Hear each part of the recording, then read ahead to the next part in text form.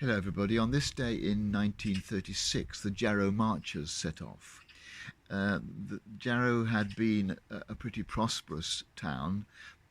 Palmer's shipyard provided employment for almost everybody, but then in 1934 it closed and nothing was provided to replace it.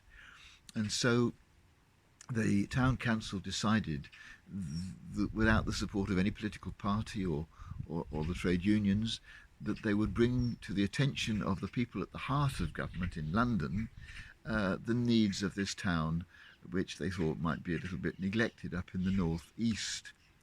And so they chose 200 of their fittest men, who liked to be called the Crusaders, and they set off on this day to march the 300 miles to London, where they arrived on the 31st of October.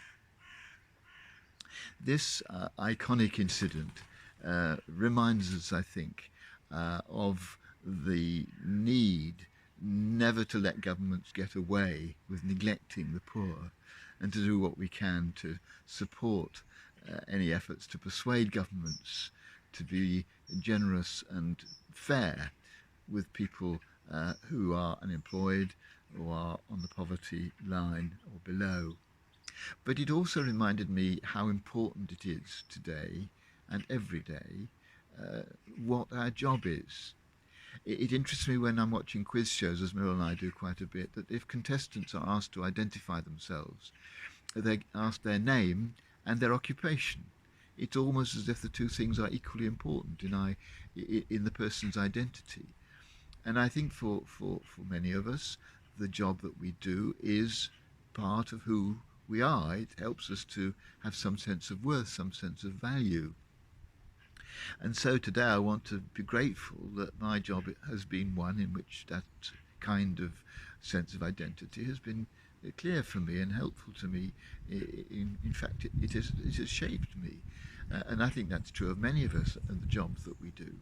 But it also makes me realise that there will be lots of people, no doubt some of you watching, who do not feel proud of the job you do. You just do it because it's an income.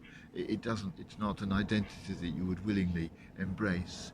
Or there may be people who have no job at all and would like one. And I think I'm remembering people in that kind of situation today, because in a culture where the work that you do is so much part of whether you're accepted as a full member of that society or not, I think I need to remember the struggles and the pain of people who don't have that sense of identity, as indeed I'm being grateful today for the fact that I do.